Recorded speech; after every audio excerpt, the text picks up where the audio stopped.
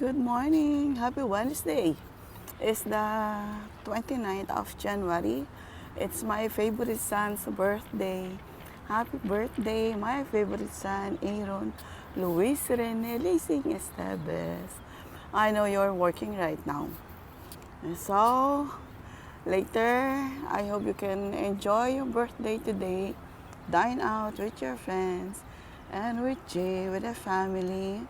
We're gonna cook something for you later. So we're gonna have a good dinner later to celebrate your birthday. So last night we have a feast too because since parang I feel like I wasn't here during Thanksgiving, Christmas and New Year. So we're gonna have a good dinner as long as my oldest stepdaughter is cooking. Masarap ang aming dinner. So I'm here right now at Ralph Park again because it's Wednesday. So usually Wednesday, walang pasok sa umaga si Habi. So as early as 6:30, andito na kami naglalakad.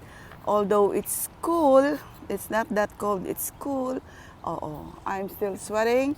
I've been walking almost an hour. So magpaparamdam uli sa inyo kasi it's been a while na hindi na naman ako nakapag-video. And to those Filipinos working abroad, if you're looking for a side hustle, introduce ko po sa inyo, having a digital business is really good as a side hustle. You can start as a side hustle eventually, if medyo tumagal-tagal or depende on how much effort you put in it, pwede kayong magbawas ng trabaho. I know marami po sa atin mga kapwa Pilipino, pag nasa abroad, 1, 2, 3 ang trabaho. I've been there nung maliliit yung mga anak ko nang makuha ko sila sa Canada. Sa Canada po yung mga bata ngayon. I'm here in California, Anaheim. So I know how it feels to have 2 to 3 jobs, working non-stop. And those milestones ng mga anak ko, I miss a lot of those milestones. They live on their own when they came to Canada. Kasi I was busy working non-stop as a solo parent. So I have to meet our bills. So I work non-stop.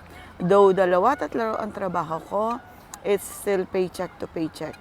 Sa dami po ng binabayaran kapag wala pang trabaho ang mga anak nyo at wala kang katuwang sa buhay. Although nung maliliit sila, wala pang 18, kapranggot lang naman yung nakukuha sa government na allowance eh. So I have to work non-stop. Ang pinaka-bakasyon ko lang sa trabaho noon ay pag-uwi ako sa Pilipinas at magbabakasyon. But then, hindi ko pa alam itong side hustle na to back then dahil wala akong time mag-social media noon. Puro work ako noon. So, physical job, it's really hard. Physically, nakaka-drain siya. At saka, hindi na bumabata. Kapag nagtrabaho ka ng sagad-sagad, physically, sisingilin ka ng katawan mo. And it happens to me. Diba? Talagang ganun eh. Kasi as a single parent, wala akong ibang aasahanin kundi sarili ko. Ayokong umasa sa iba. Ever since naman ganun ang ugali ko. But now, they have established themselves, yung mga anak ko, may kanya-kanya ng buhay, magaganda na ang trabaho. So medyo slow down na ako sa physical job. Slow down. So I'm into this digital business now. It's a digital marketing.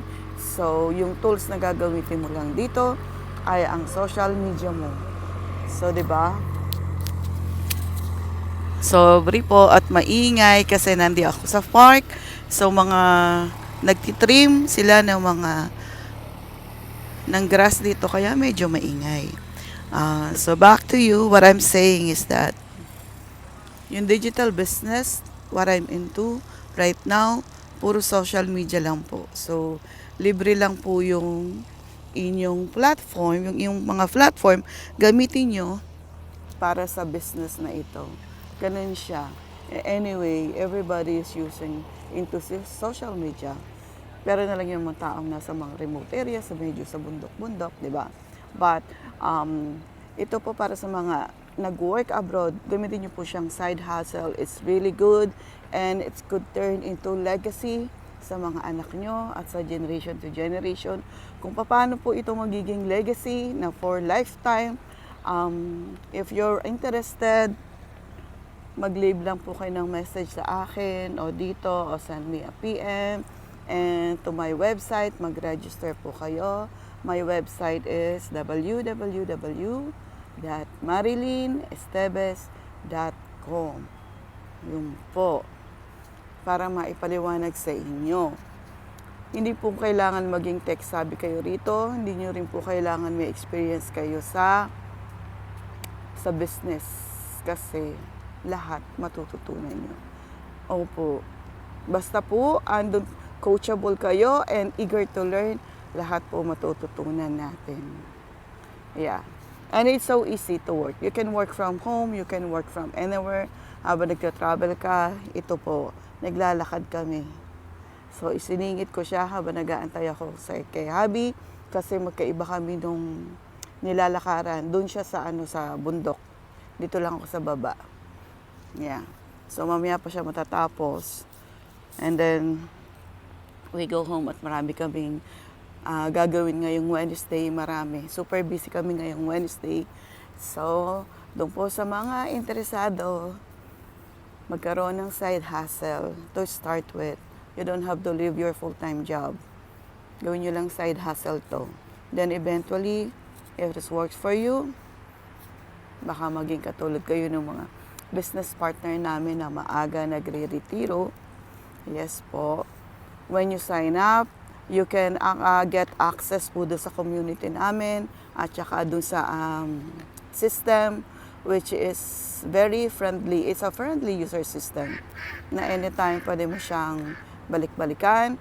And then kung meron kang hindi maintindihan, we got coaches, mentors, and a lot of mentees that are willing to help. Ganun po siya ganun po siya kaganda. So hanggang dito na lang po. Again, to my favorite son, sa aking napakagwapong anak na si Aaron Luis Rene Lising Estebes, na ang laki-laki laki mo na.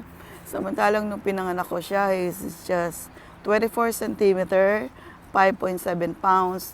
Pero now, 6-footer na siya. At kaganyan na ako kapag tumingin sa kanya. Happy birthday, son. I love you so much. Ingat palagi. At sana laging maayos ang pagsasama niyong dalawa. At sa bahay niyo. Palagi kayong mag-iingat paglalabas. Yeah. Keep warm. I wish I could share the weather here. Napakaganda ng weather dito. It's cool this morning pero sa tanghali, it's not that bad. Pero pwede ka lang mag-t-shirt o mag-short sa labas. Unlike ngayon sa Alberta, Alberta-based po ako, but right now I'm in California. It's so nice to be here during winter sa Canada. So pag winter, atakas tayo sa winter, doon po na tayo dito. It's so nice here. So you guys have a good Wednesday. Enjoy. Good morning dito sa California and sa Canada at sa Pilipinas. Magandang gabi. Paggabi na po. Okay, enjoy your day. So I'm gonna continue walking. I'm gonna look for my husband. Baka he's almost done na rin because we got a lot of things to do today. It's gonna be a very busy day for us. Marami akong lalakarin, mga requirements ko. Thank you po. Sandali lang po. Doon po sa mga followers ko. Maraming salamat sa mga Ramirez back and nagpa-follow back. Mag-leave lang po kayo ng marks nyo and manggala follow back or rest back po ako sa inyo. Thank you po. Have a good day.